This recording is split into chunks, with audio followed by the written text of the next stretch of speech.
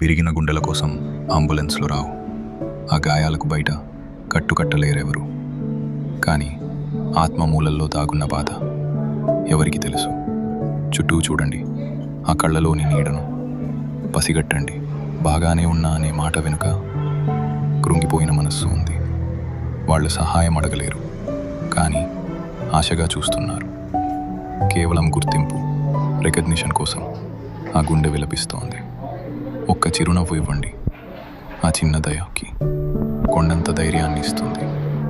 ఆ గుండెకు కొత్త ఊపిరి ఇస్తుంది. నేను ఒంటరిగా లేను అనే ఆశనిస్తుంది. మనమే అంబులెన్స్లం కావాలి. బయట దెబ్బ తగలకపోయినా లోపల విరిగిన ఆత్మను చేరాలి. ఒక చిన్న మాట, ఒక చిరునవ్వు, అదే నిజమైన వైద్యం.